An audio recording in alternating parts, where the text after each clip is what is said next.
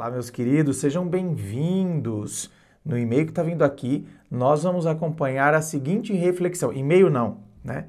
É uma pergunta que nos levou à reflexão nós vamos falar sobre o seguinte. Escuta, por que que eu continuo pensando numa pessoa que me fez mal? Eu não consigo esquecer. Eu sei que a pessoa me fez mal e eu ainda fico pensando nela. Por quê? Vamos acompanhar? Roda a vinheta.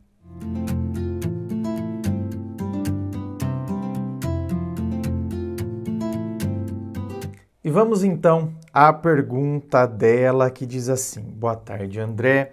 Por que é tão difícil esquecer alguém que mentiu, enganou, nos fez mal?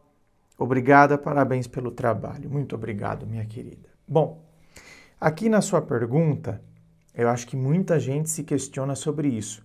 Por que que é tão difícil esquecer uma pessoa que me fez mal?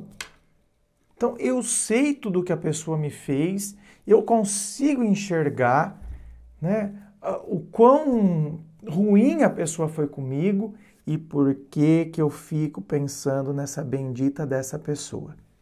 Então, eu elencaria 3 pontos aqui para refletir e para a gente pensar, então, no porquê que isso acontece. O primeiro deles seria o processo natural de superação. Ou seja, independente da pessoa ter sido boa ou ruim comigo, é um processo de superação. Primeiro que esquecer, eu não vou esquecer. A gente nunca vai esquecer, graças a Deus, estamos de plena posse das nossas faculdades mentais. Então, eu não vou esquecer justamente porque eu não tenho nenhum problema neurológico. Não fui acometido de nenhum problema neurológico, então eu vou, enquanto eu viver e tiver, né, com a minha mente saudável, eu vou continuar me lembrando de uma determinada pessoa, de experiências que eu tive com ela e assim por diante. Só que não é algo que vai ficar sendo martelado na minha cabeça mais, porque é assim, não é? Quando a gente termina, quando a gente se separa, tal, aquela pessoa fica martelando a cabeça da gente. Olha, no começo, martela 24 horas por dia, inclusive atrapalhando o seu sono. E se você acorda, né? Você costumava ter um sono gostoso, e você acorda no meio da noite, você vê, faz 2 horas só que você está dormindo, e você acorda e você tem dificuldade de pegar no sono de novo, porque tá lá, bem, martelando. É como um sino que fica lá, te incomodando. Doim, doim, doim, dom. É insuportável, não é, gente? Então, mas é um processo natural. Ai, quem que nunca passou por isso? Difícil quem não passou. Se há pessoas que não passaram por isso, benditos sejam vocês, bem. Ou vocês são psicopatas, né, bem? Tem essa, né? O psicopata não se importa muito. As emoções do psicopata são super rasas, não tem profundidade. Então ele não se importa com essas coisas. Tchau. É o processo natural.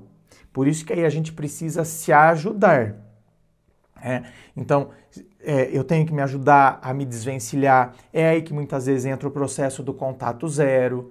Eu preciso, né? Eu estou num processo de como se eu estivesse me desvencilhando de uma droga. Não quero saber, não quero notícia, não quero que venham falar, porque tem gente que faz justamente o inverso.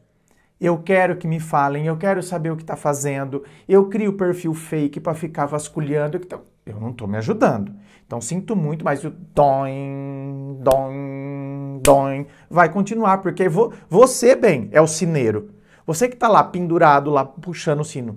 Doim, doim, doim, doim, doim, doim, doim, porque você está lá, bem. Crio o perfil fake, quero saber com quem tá falando, com quem tá saindo, se curtiu, se não curtiu. Tem gente que sabe, decora os seguidores que a pessoa tem no Instagram. Presta atenção, a pessoa sabe. A pessoa tem tantas pessoas. Então, ela entra lá, ela sabe quem que a pessoa começou a seguir, ela vai vasculhar o perfil da outra pessoa. Então, curtiu tantas fotos assim, comentou isso, comentou aquilo. Aí ela com o perfil fake começa a seguir aquela pessoa também. Ai, meu Deus do céu, vira um inferno. Então, tá vendo? Você não está se ajudando. A gente precisa se ajudar. Então, esse seria um primeiro ponto, o que faz parte do processo natural. Um segundo ponto, do porquê que eu não consigo esquecer uma pessoa, ainda que essa pessoa tenha me feito mal, aí entraria dentro da questão da dependência emocional. Ou seja, eu, quando conheci essa pessoa, provavelmente eu estava carente, ou eu, por mais que não achasse, talvez tivesse baixa autoestima. E aí essa pessoa chegou num momento da minha vida onde, num primeiro momento, ou ela se pintou muito boa, ou, devido à minha carência, eu achei muito boa. Né? Eu desconsiderei sinais que estavam ali desde o começo, mas eu acabei desconsiderando. E aí, né, essa pessoa, ela foi conduzindo o negócio de tal forma que eu já tinha carência, eu já tinha um pezinho na baixa autoestima, e aí chega essa pessoa e ela manipula e conduz o negócio a tal ponto de eu acreditar que se não for ela me querer, ninguém vai me querer. Ela coloca defeitos em mim, ela me coloca para baixo. Então, é onde vai se instalando a dependência emocional. Parece que se essa pessoa não me quiser, ninguém vai me querer. Quando a relação se finda, eu fico ainda conectado nessa pessoa, acreditando que minha vida não vai fluir sem esta pessoa. E aí entra num terceiro ponto, que aí seria um desejo de vingança. Então, eu fico conectado ainda a outra pessoa, não só pela dependência emocional, mas por esse desejo de vingança. É como se eu me sentisse injustiçado. Não é possível que essa pessoa fez tão mal para mim e ela continue aí, ela tá de boa. Então parece que eu fico girando em volta da outra pessoa, eu não consigo esquecer, porque não é que eu não consigo esquecer a pessoa. Eu não consigo esquecer o que ela me fez. E aí parece que eu também me culpo. Então entra um desejo de vingança, de eu ver a pessoa se ferrando, por causa de uma sensação de injustiça, ela não poderia ter feito isso comigo, ao mesmo tempo que vem uma culpa. Por que que eu permiti? Por que que eu permiti quando ele fez isso, quando fez aquilo, e eu tava... Por que que eu permiti? Então, e eu fico nesse emaranhado de coisas, e aí o dom, dom, dom, dom fica muito mais forte na minha cabeça, fica ressoando toda hora. Porque aí entra a dependência emocional, esse desejo de vingança, a culpa que eu coloco em mim mesmo porque eu me sujeitei nisso, eu me sujeitei a isso. E aí, então, a gente tem que quebrar com isso, certo? Ou seja, eu tenho que muitas vezes fazer uma terapia, tá? Eu atendo uma pessoa aqui no atendimento online que, olha, o processo, gente, foi lento, mas ela tá se libertando de um caso assim, onde o cara tem traços de psicopatia. O cara tem traços de psicopatia. E ela ficou encruada nesse cara, mesmo morando muito distante, mesmo não tendo mais contato, mas o cara ganhava dentro dela uma vida que ela se transforma quando ela fala dele, quando ela conta, sabe, situações dele. E ela nem percebe. Eu que dei um toque para ela. Não, eu não me importo com ele. Eu falei, você se importa sim. A sua fisionomia muda quando você fala dele. Você começa até a espumar. Então, quer dizer, ele ainda faz morada dentro de você. Aí é um processo terapêutico para a gente tirar essa pessoa daí de dentro. Sabe o caça-fantasmas? Aí, né, a gente nós que estamos atendendo a pessoa, a gente entra como caça-fantasmas para tentar sugar com o nosso equipamento, né? Sugar essa pessoa daí de dentro de você.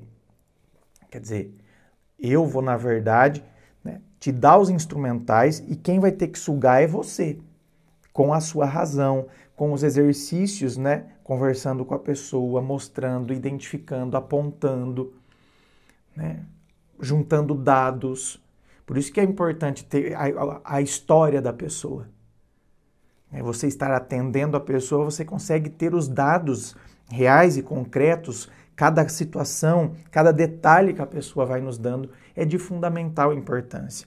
Então, aqui, por exemplo, a gente fala de maneira geral, não tem como a gente particularizar, né? Mas eu quero que você que está me assistindo pense nisso, certo? Pense nisso e de maneira geral, né, sem conseguir mergulhar na sua história, o que eu consigo falar é o seguinte: você não pode permitir que o passado continue se fazendo presente no seu presente. Então você deve, né, enterrar isso. Enterrar não é fingir que não aconteceu, é encarar de frente o que aconteceu.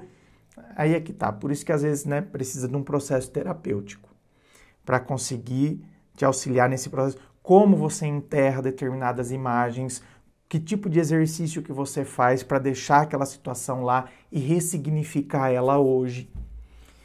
Mas é um processo fantástico e é necessário.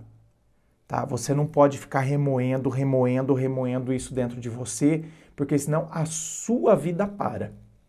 A sua vida para. A do outro está seguindo. E você fica alimentando isso, a sua vida fica parada, fica num lodo. E você merece isso? Ou você merece seguir, continuar em frente, tocar o barco, entendeu? Recomeçar a vida nova e assim por diante. Inscreva-se. Fico aqui aguardando a sua inscrição. Se você curtiu, dá o seu joinha. Lembrando a você que aqui embaixo tem as informações dos atendimentos que eu faço. Você vai ver que tem o meu site. Lá também você encontra as informações dos meus livros, Dor de Amor Tem Jeito, Teu Amor Próprio Te Salvou, que vão te auxiliar neste processo do autoconhecimento. Muito obrigado, beijo no coração e, é claro, um forte abraço.